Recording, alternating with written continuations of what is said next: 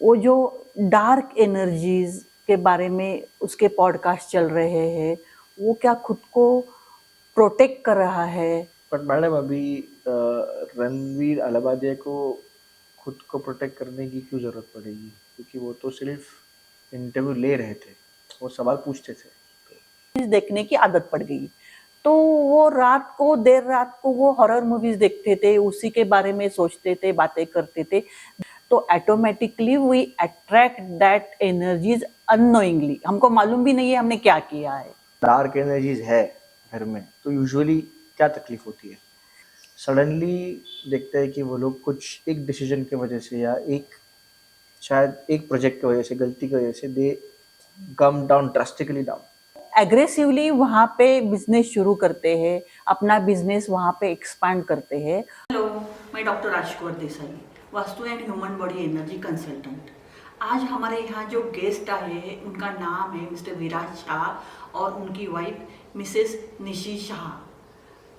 विराज EPIC marketing नाम की firm run करते हैं और डॉक्टर निशी एक गवर्नमेंट हॉस्पिटल में जॉब करती है। उन्हें रणवीर अलाहाबादिया के बारे में कुछ सवाल पूछने हैं।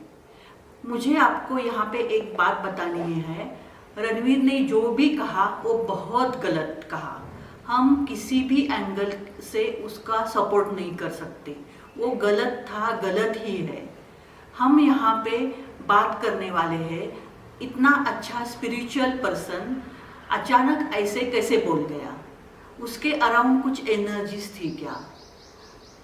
वापस मैं और एक बार कहना चाहती हूँ, हम उसके स्टेटमेंट को बिल्कुल सपोर्ट नहीं कर रहे हैं। आपने हमारे चैनल को अब तक सब्सक्राइब नहीं किया है तो प्लीज सब्सक्राइब, लाइक और शेयर कीजिए। चलिए देखते हैं आगे क्या होता है। नमस्ते। Hello hello ma'am. हेलो, कैसे हैं आप दोनों? We are good, very good ma'am. Madam मैं काफ़ी टाइम से आपके साथ जुड़ा हुआ हूँ। आपका काम भी मैंने क्लोजली देखा है और मुझे फ़ायदा भी हुआ है उस काम का। और अभी रणवीर अलाहाबादिया को मैं काफ़ी टाइम से फॉलो कर रहा हूँ सोशल मीडिया चैनल्स पर जी। एंड उनके पॉडकास्ट काफ़ी सुने हैं मैंने, उनके रील्स भी काफ़ी देखे हैं और उनको काफ़ी सपोर्ट भी करता आया हूँ मैं, बिकॉज सुनते भी आया हूँ उनको और उतना वो स्पिरिचुअली बात करते थे, फैमिली टॉक्स काफ़ी होते थे और सडनली एक स्टेटमेंट से मुझे भी लगा कि ये क्या हो गया। तो ऐसा क्या था मैडम कि सर आपको लगता है कि कुछ एनर्जी हुई रहेगी जिसमें उन्होंने ऐसा सोच के बोल दिया? बिकॉज एक बात आप ही हमेशा बोलते हो जो मुझे हम अभी भी याद है कि if everything is going correct in your life means all you are surrounded by positive energies, and if something is going wrong then there is an influence or presence of a negative energy। और suddenly एक व्यक्ति जो इतना famous था या है और उसने इतना अच्छा कंटेंट बनाया है लोगों के लिए और सडनली एक स्टेटमेंट से, तो आपको क्या लगता है इसमें कोई एनर्जी का रोल हो सकता है? जी, मैं भी रणवीर को बहुत सालों से फॉलो कर रही हूँ। वो बहुत अच्छा पॉडकास्टर है। उसने बहुत अच्छे-अच्छे लोगों को अपने पॉडकास्ट में बुला के इंटरव्यू लिया, जिससे हमें खूब बहुत नॉलेज मिला। लेकिन 2-3 साल से उसने जो अलग-अलग एनर्जीज़ फील्ड के लोगों को बुलाना शुरू किया, तब थोड़ी मैं शॉक हो गई। मुझे लगा इसको सही में मालूम है क्या, ये क्या कर रहा है? ये जो बातें कर रहा है उसकी इंटेंसिटी, ग्रेविटी उसको मालूम है क्या? वो जो डार्क एनर्जीज़ के बारे में उसके पॉडकास्ट चल रहे हैं, वो क्या खुद को प्रोटेक्ट कर रहा है? मैम आपने वर्ड यूज़ किया डार्क एनर्जी, तो इसका क्या मतलब है? एक्चुअली हमको तो नेगेटिव एनर्जी मालूम है, तो उसके इम्पैक्ट भी मालूम है। डार्क एनर्जी बहुत ज़्यादा इंटेंसिटी रखती है नेगेटिव एनर्जी से, मतलब नेगेटिव एनर्जी के बियॉन्ड ज़्यादा पावरफुल डार्क एनर्जी रहती है। बट मैडम अभी रणवीर अलाहाबादिया को खुद को प्रोटेक्ट करने की क्यों ज़रूरत पड़ेगी? क्योंकि वो तो सिर्फ इंटरव्यू ले रहे थे, वो सवाल पूछते थे। हाँ, एकदम सही बोला आपने। लेकिन क्या होता है, हमें लॉ ऑफ अट्रैक्शन मालूम है, वो तो बहुत घिसा-पिटा वर्ड है सब यूज करते हैं, लॉ ऑफ अट्रैक्शन, तो वही यहाँ पे यूज होता है। नहीं ऐसे मैडम मैं कुछ समझा नहीं लॉ ऑफ अट्रैक्शन नहीं। अच्छा, देखो हम लोग जिसके बारे में ज़्यादा सोचते हैं, ज़्यादा विचार करते हैं, ज़्यादा स्टडी करते हैं, तो वो ऑटोमेटिकली हम लोग उसको अट्रैक्ट करते हैं। तो secret book, famous secret book में तो यही सब बताया है, और यही सब रणवीर के साथ वर्क हो गया, ऐसे मुझे लगता है। मैडम एक इसका एग्जांपल दे सकते हो आप कुछ, मतलब? जी, मैं यहाँ पे जो केस आई थी उसका ही मैं आपको बताती हूँ। अराउंड 1 साल पहले एक न्यूली मैरिड कपल मेरे पास आया था। तो वो लड़के का, मतलब वो हस्बैंड का कहना था कि जब से शादी हुई है उसको घर में कुछ और है, कोई है ऐसे फील हो रहा है। पहले से ही वो वहाँ पे रह रहा था, वो फ्लैट उसका पहले से ही था, उसकी वाइफ अकेला रहता था, बाद में उसकी शादी हुई तो वो दोनों रहने लगे। तो उस पहले तो सब कुछ ठीक था, लेकिन जब शादी हो गई तो उसको ऐसे फील हो गया कि कोई है, कोई देख रहा है, या कुछ एनर्जीज का उसको थोड़ा ये हो रहा था। तो मैंने उसकी वाइफ को पूछा, क्या आपको भी ऐसा कुछ फील हो रहा है? तो बोली हाँ, मुझे तो ये सालों से फील होता है। तो आई वॉज शॉक, वो इतनी इजीली बात की उसने। तो मैंने थोड़ा डिटेल में वो दोनों से बात की तो पता चला कि उसको ये कॉलेज डेज से हो रहा था। वो वाइफ को क्या हुआ था, उसको वो कॉलेज के लिए हॉस्टल में चली गई, फिर उसकी फ्रेंड के साथ उसको हॉरर मूवीज देखने की आदत पड़ गई। तो वो देर रात को वो हॉरर मूवीज देखते थे, उसी के बारे में सोचते थे, बातें करते थे। धीरे धीरे उनको ऐसे लगने लगा कि कोई है अराउंड, लेकिन उनको पहले लगा कि शायद ये भ्रम है, हम लोग हॉरर मूवीज देखते हैं इसलिए back of the mind psychologically ऐसा कुछ चल रहा है। तो उसने इग्नोर किया और उसको वो आदत हो गई। और जब शादी हो गई तो उसका हस्बैंड तो हॉरर मूवीज नहीं देखता था, लेकिन उसको भी फील होने लगा। जब हमने उनका घर चेक किया तो एक्चुअली वहां पे कुछ डार्क एनर्जीज का प्रेजेंस दिखाई दिया। इसका मतलब जब हम बहुत ऐसे मूवीज देखते हैं कंटिन्यूअस, उसके बारे में बहुत सोचते हैं, तो automatically we attract that energies unknowingly, हमको मालूम भी नहीं है हमने क्या किया है। तो फिर उनके ऊपर मुझे बहुत वर्कआउट करना पड़ा और अभी वो ठीक हो गया। मैम, ये एनर्जीज के प्रेजेंस की वजह से उन दोनों को कोई तकलीफ नहीं हो रही थी क्या? हाँ, हो रही थी, लेकिन उनको पता नहीं चल रहा था कि ये इसी के कारण उनको हो रहा है। बट एक मिनट, ऐसे उनको क्या तकलीफ हो रही थी? और अगर डार्क एनर्जीज है घर में तो यूजुअली क्या तकलीफ होती है? जी, एक्चुअली उनकी तकलीफ की बात करें तो अ, उसको हेल्थ इश्यूज बहुत आ रहे थे वाइफ को। हर एज वाज अराउंड 25-26, ये एज में उसको बहुत हेल्थ इश्यूज आ रहे थे। उसको हफ्ते में एक बार डॉक्टर के पास जाना पड़ रहा था। और उसके हस्बैंड का, मतलब शादी के 2 महीने बाद ही जॉब चला गया, और 3-4 महीने से वो जॉब सर्च कर रहा था लेकिन उसको नहीं मिल रहा था। ये दोनों तकलीफ वो एनर्जी की वजह से होती है, ये इनको मालूम नहीं था। वो सफ़र कर रहे थे मेनली। और अगर आप पूछते हो कि इस टाइप की एनर्जीज या कहीं निगेटिव एनर्जीज के कारण क्या होता है, एक्चुअली निगेटिव एनर्जीज का सॉफ्ट टारगेट हमारा साइकोलॉजी, या कहे हम मेंटल स्टेट, हमारा हेल्थ और फाइनेंस, ये 3 रहता है। तो वो एक पे अटैक कर सकती है, या उसमें से 2 पे अटैक कर सकती है, या तीनों पे अटैक कर सकती है। मतलब हमारा जो वीक है इसमें से उसके ऊपर वो अटैक कर सकती है। और उनको वो ये सब तकलीफें हो रही थी, लेकिन बहुत बार हमको मालूम भी नहीं होता कि ये इसके कारण हो रहा है। और अभी उनकी तबीयत कैसी है? हाँ, अभी सब कुछ ठीक है, दे आर फाइन। अभी मोर देन 6 मंथ्स हो गए, उसको जॉब भी मिल गया उसके हस्बैंड को, और उसके हेल्थ इश्यूज भी धीरे धीरे कम हो रहे हैं। पहले तो हमें उनके जो वो हॉरर मूवीज देखती थी, वो जो बहुत उसके बारे में सोचती थी, वो बंद करना पड़ा। मैडम बट अभी हम रणवीर अलाबाजा की बात कर रहे थे, तो आपको क्या लगता है उसके केस में भी ऐसा कुछ हुआ रहेगा कि डार्क एनर्जीज या नेगेटिव एनर्जी आगे रहेगी उसके आसपास? देखो, वो तो 3 साल पहले से डार्क एनर्जीज के रिलेटेड लोगों के साथ पॉडकास्ट कर रहा था। तब मुझे ऐसे लग रहा था कि शायद अभी कुछ होगा करके, लेकिन अभी 3 साल तो कुछ हुआ नहीं।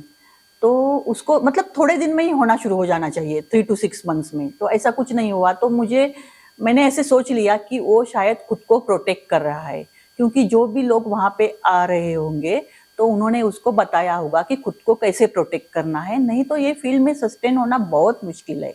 तो वो खुद को प्रोटेक्ट कर रहा होगा, तो इसलिए अब तक ऐसा कुछ नहीं हुआ था। बट फिर अचानक इतने दिनों बाद अचानक कैसे हो गया? इसमें मेरे हिसाब से 2-3 रीजंस हो सकते हैं।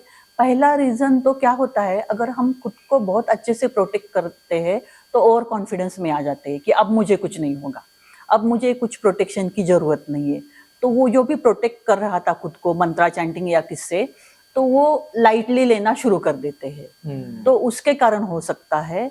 दूसरी बात, शायद बहुत ट्रैवलिंग कर रहा होगा या बहुत बिजी होगा, तो बहुत बिजी होने के कारण कुछ छूट रहा होगा प्रोटेक्शन करना, बहुत दिन कंटिन्यूअसली छूटा होगा प्रोटेक्शन करना, तो उसके कारण वो प्रोटेक्शन कवच जो भी उसके साथ था वो वीक हो गया होगा, और वो कंटिन्यूअसली उसके उस तरह के पॉडकास्ट तो चल ही रहे थे। तो फिर कोई डार्क एनर्जी ने अटैक किया होगा।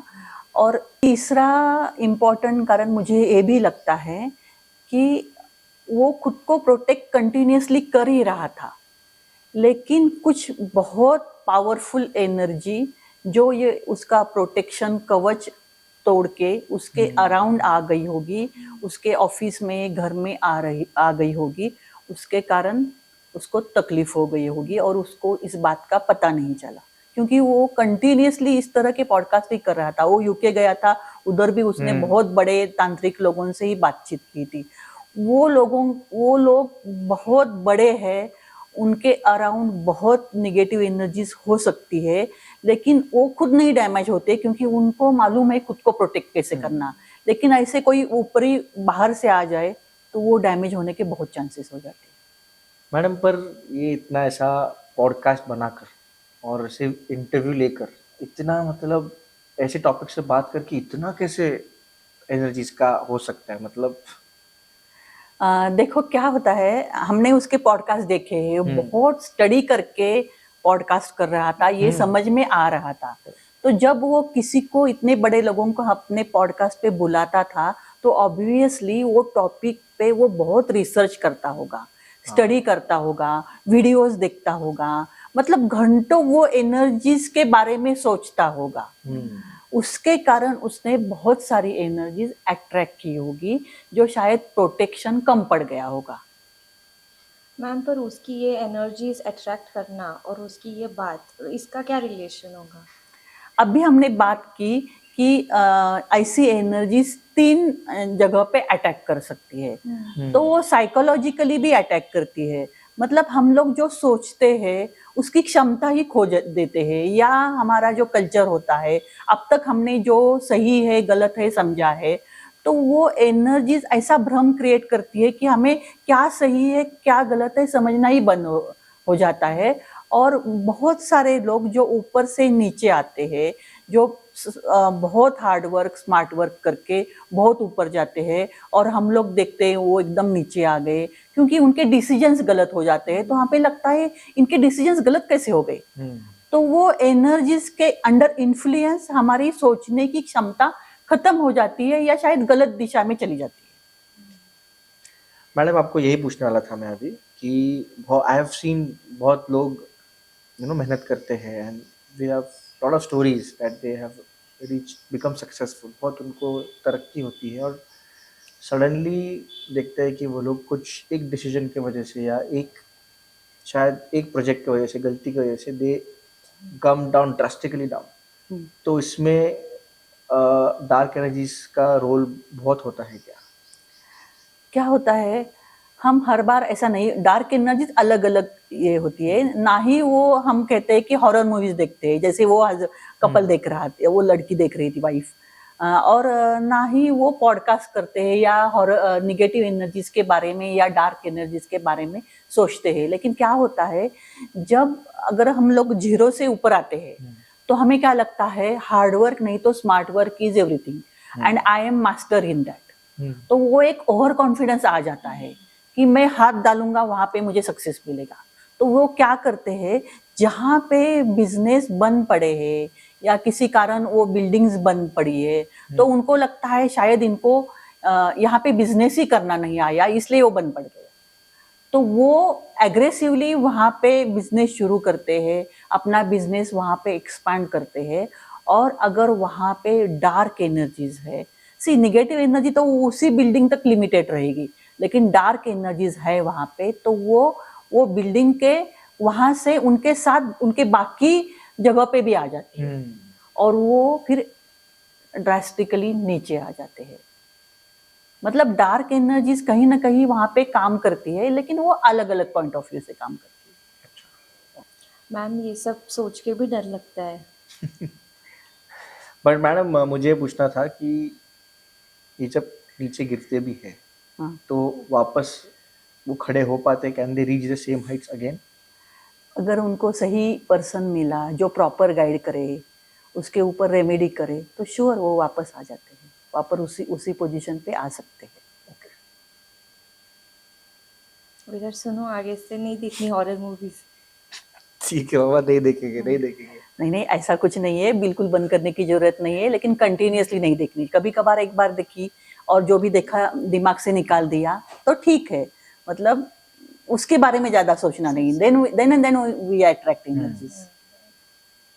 मैम अभी ऐसे हम जैसे लोग और हमारी जैसे जो यंग जनरेशन है, उन्होंने नेगेटिव एनर्जी या डार्क एनर्जी से दूर रहने के लिए क्या क्या करना चाहिए? हमारे पूर्वजों ने जो बताया था ना, वही हमको फॉलो करना है। जैसे बाहर के शूज़ घर में पहन के नहीं आने चाहिए।